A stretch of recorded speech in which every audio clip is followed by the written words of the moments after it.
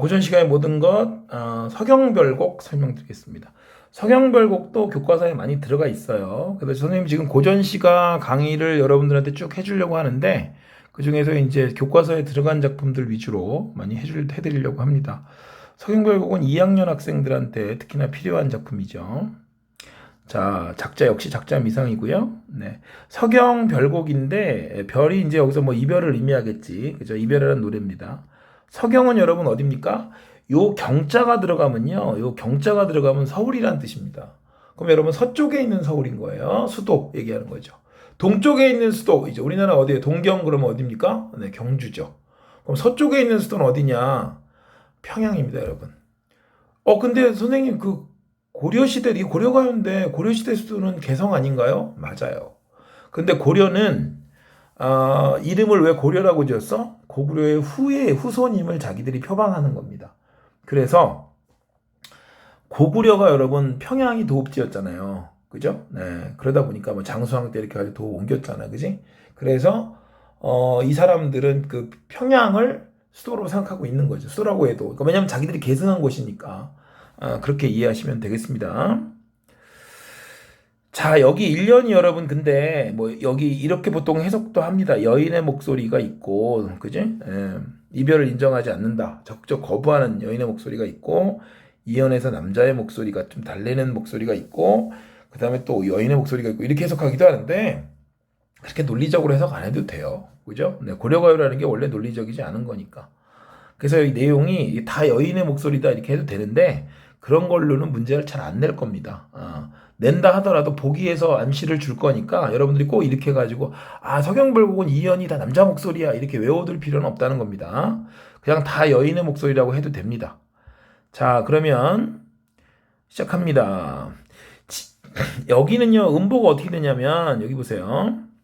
요 서경이 아질가 요거는 여러분, 네, 노래를 하다 보면 왜 그죠? 네, 노래를 하다 보면 앞부분에 이런 것들이 계속 그죠? 네, 나올 수 있어요. 이런 식으로 반복하기 위해서 한번 해주는 겁니다. 그래서 얘는 음보를 세는데 쓰이지 않습니다. 그래서 여기는 그냥 서경이 셔울이 말하는 이렇게 하죠. 그래서 몇 음보다 3음보다 그 다음에 글자 수는 333조입니다.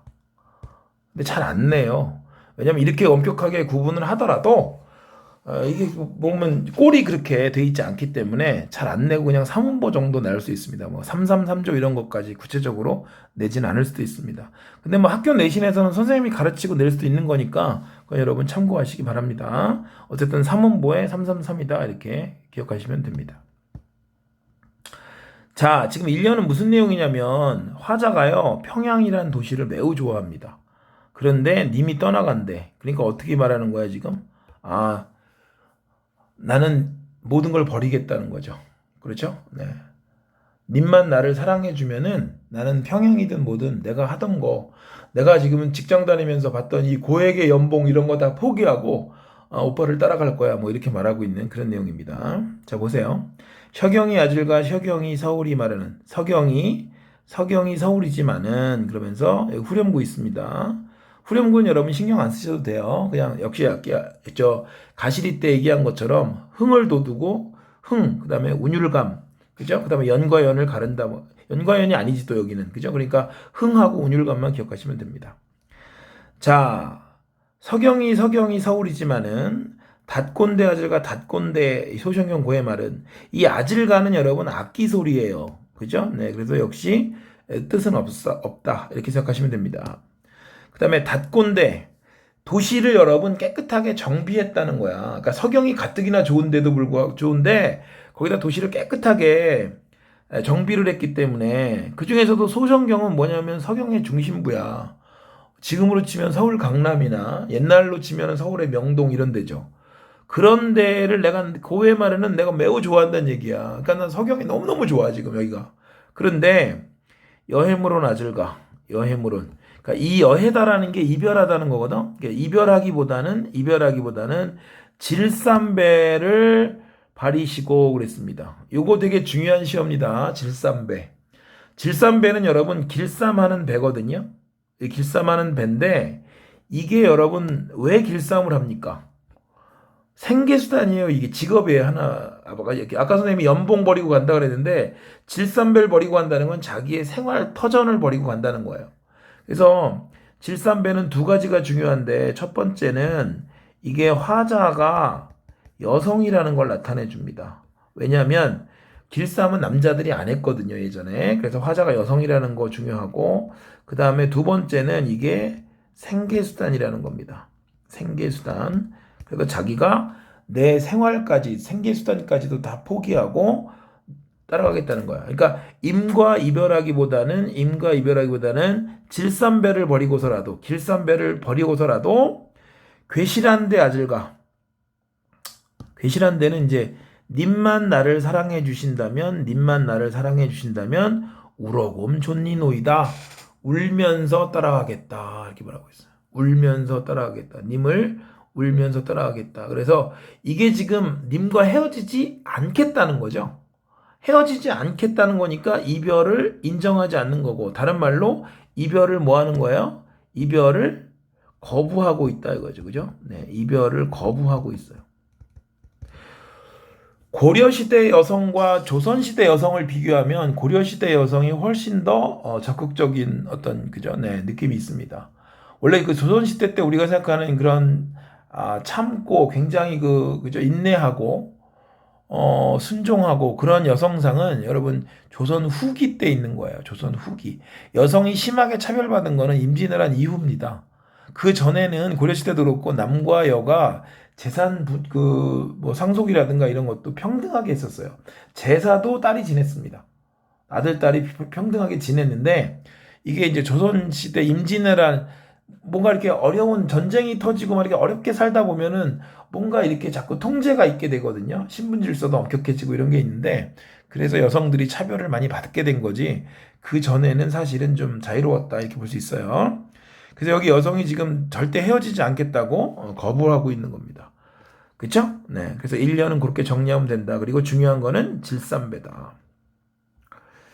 자, 2년은요. 그러니까 아까 남성 목소리라고 그랬는데 그러면 논리적으로 봤을 때 좀 달래야 될 거 아니에요, 여성을. 그죠? 그래서 이제 이렇게 달랬다고 보기도 하는데 이거는 미리 얘기하지만 여성 목소리로 봐도 크게 문제는 없다. 그러면서 이제 여기서 이렇게 유추의 방식을 씁니다. 유추가 여러분 뭐냐면은요. 이런 방식이거든요. A가 B 하듯이 A 다시 하니까 B 다시 한다. 이런 거예요. 알겠습니까? 네. 그래서 예를 들어서 자동차가 여러분 각 부품들이 잘 그저 유기적으로 조화가 돼야지 자동차가 잘 굴러가죠.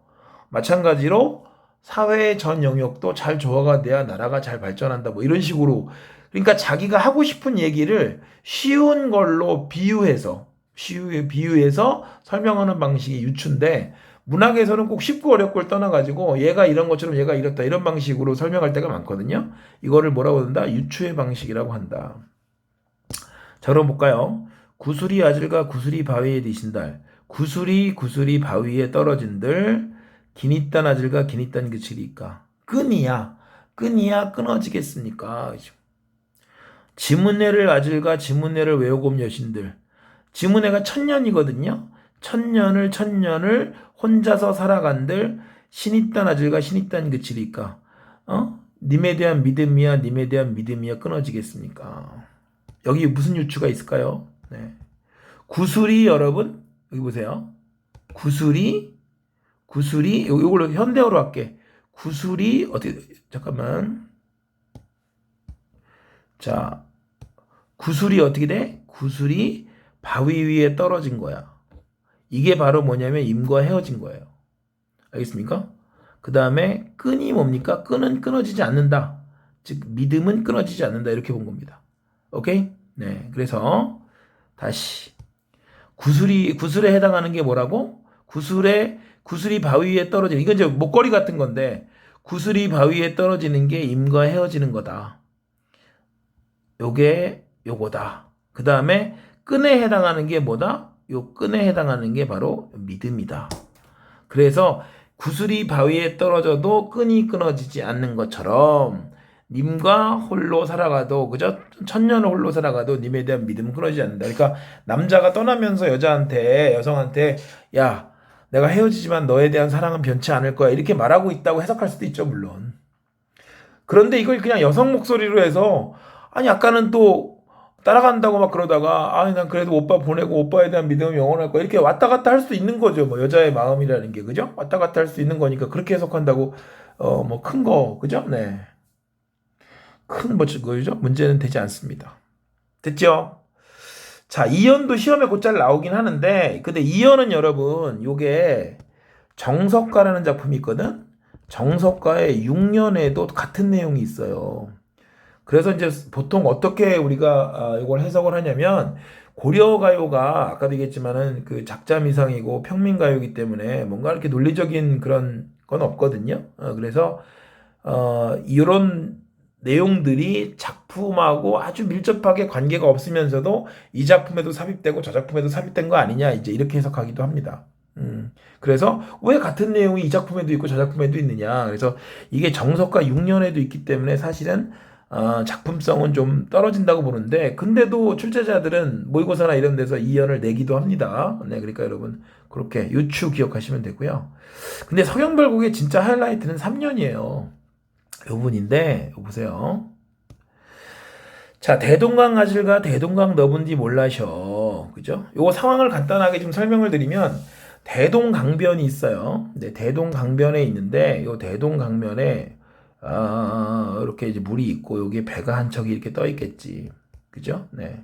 그리고 여기 님이 있고, 사공이 노를 젓고 있고, 여기가 강변인데, 여기에 한 여인이 있어. 그러면서 눈물을 뚝뚝뚝뚝 떨어뜨리면서 이제, 그죠?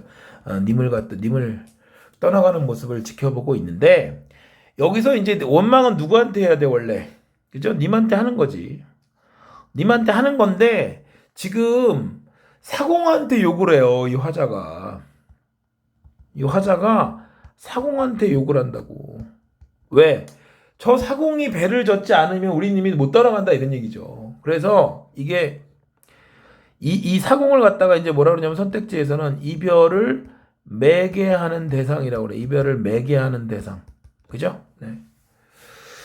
근데 이제 여러분들은 지금 대체로 학생들이잖아. 고등학생들이 많을 텐데, 이거를 보면은 어이없다고 생각할 거예요. 그죠? 네. 그러면서 여러분들 어떤 분노를 느끼는 학생도 있을 수도 있어. 야, 왜 아니, 사공이 무슨 잘못했다고? 자기 일 충실한 사람한테 왜 도대체가 시비를 걸고 그래? 너하고 너의 문제지. 님과 헤어지는 건 네가 뭘 잘못했거나 님이 나쁜 놈이거나 그런 거지. 왜 도대체 사공한테 뭐라 그래? 그럴 수 있는데, 어떻게 보면 화자가 억지 부리는 거잖아요, 이게. 근데 오히려 거기서 해악이 있는 거예요. 근데 여러분들은 지금 나이가 아직 10대이기 때문에 그런 거 이해하기가 어려워요. 사실 이제 근데 나이가 나중에 먹잖아요. 그러면 여러 가지 이제 그 세상사를 갖다가 여러분들이 경험하고 그러면서 이런 걸 다르게 해석하기도 하는 겁니다. 그러니까 왜냐하면은 이게 재밌게 생각되기도 해요. 오히려 재밌다고. 그래서 이게 여기서 해악성이 있느냐라고 물어봤을 때 이 작품은 당연히 해악성이 있다고 봐야 되는 거예요. 해악성이. 아이고, 글자가 왜 이래? 이 작품은 해악성이 있다. 왜? 이게 우습잖아요. 왜 엉뚱한 사람한테 화풀이를 하냐고. 그러니까 이 화자가 미워지는 게 아니라, 얼마나 님하고 헤어지는 게 싫으면 저렇게 억지를 부릴까, 이렇게 해석할 수도 있는 거란 말이에요. 보통 그렇게 해석을 해야죠. 그죠? 네. 근데 여러분들은 막 분노할 수도 있어. 야, 이 여자 어이없네. 막 이러가면서. 그죠? 아마 여러분, 현실에서 이런 일이 벌어진다 그러면, 야, 그 여자 좀 이상한 거 아니야? 정신 이상한 거 아니야? 이렇게 생각할지 모르는데, 그런 뭔가 엉뚱함이 사실은 작품을 풍부하게 하는 거예요, 여러분. 그죠? 네. 자, 여기 보세요. 그래서, 대동강 아질과 대동강 너무, 대동강이 넓은 줄을 몰라서 배를 내어 놓았느냐, 사공아. 자, 사공한테 지금 말을 걸고 있어. 사공이 청자야.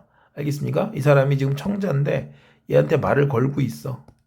그러면서 뭐라고 그러냐면, 이제 욕을 하고 싶은데 뭐라고 그러냐면, 네 아내가 네가 시아질과 내가 시 없는지 몰라서, 네 아내가 바람난지 몰라서 떠가는 배에 그죠? 네. 몸을 실었느냐, 사공아, 이거죠.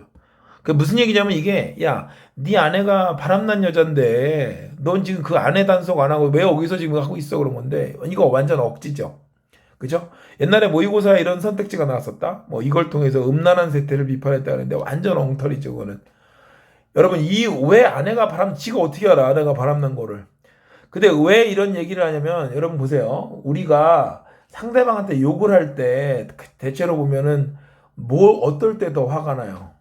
그죠? 여러분도 만약에 누가한테 욕을 먹을 때 나를 욕하는 건 괜찮죠? 나한테 뭐 XX 그러면은 그냥 참을 만한데 만약에 니네 아빠가 어떻고 니네 엄마가 어떻고 니네 뭐 그죠? 형이 어떻고 가족을 건드리면 이거는 여러분 힘들어지죠. 화가 정말 나는 거지. 그지? 특히나 아내를 갖고 뭐라 그런다? 그러면 정말 화가 날 거야. 네 아내가 바람났어 이러면 그거가 여러분 얼마나 화가 나겠어. 그게. 그러니까 이렇게 시비를 거는 거야. 지금 이 저 화자가. 재밌잖아요. 그래서 그런 것이. 여러분들이 물론 당하면 재미없겠지만 그게 아니라 제3자 입장에서 바라볼 때 얼마나 이 사공이 미우면 사실 사공은 잘못이 없는데 그래서 이 작품이 해악성이 있다는 겁니다. 그러니까 이게 지금 엉뚱한 사람한테 화풀이 하는 거기 때문에 이 속담에 그런 거 있잖아요. 그죠? 종로에서 뺨 맞고 뭐 한강에서 화풀이 한다. 또는 뭐 한강에서 눈을 긴다. 이렇게도 하는데 엉뚱한 사람한테 화풀이 하는 요 대목 때문에 이 작품이 굉장히 훌륭한 작품이라는 거예요. 그러니까 문학 작품이라는 건 어떤 그야말로 이게 딱 포인트가 있어야 돼. 그냥 밋밋한 게 아니라 그래서 어떤 포인트를 딱 줘가지고 그래서 작품이 전체적으로 확 살아나는 그런 느낌이 있는 거죠. 자, 그 다음에 대동강 아질과 대동강 건너편 고질려. 대동강 건너편에 꽃이 있다는데 문학에서 여러분 원래 강이라고 하는 거는 강을 건넌다는 게 뭐냐면은 두 사람의 사랑이 깨진다는 거예요. 그래서 대동강의 건너편에 꽃을 그랬는데 그러면 건넜다는 거는 님이 나와 이별을 한 걸 얘기하는 건데 그 다음에는 건너편에 꽃이 있으니까 꽃이 뭐야? 여인이죠. 어떤 여자? 새로운 여자, 새로운 여자. 이 새로운 여자가 있을 거다. 그래서 배 타들면 아질과 배 타들면 겉골이다. 그래서 꽃을 배 타고 들어가면 꺾는다는 건 다른 여자를 사귈 거다. 그런 얘기예요. 그러니까 화자는 지금 뭐에 부들부들 떨고 있어? 여기서 불안과 질투에 부들부들 떨고 있는 거야.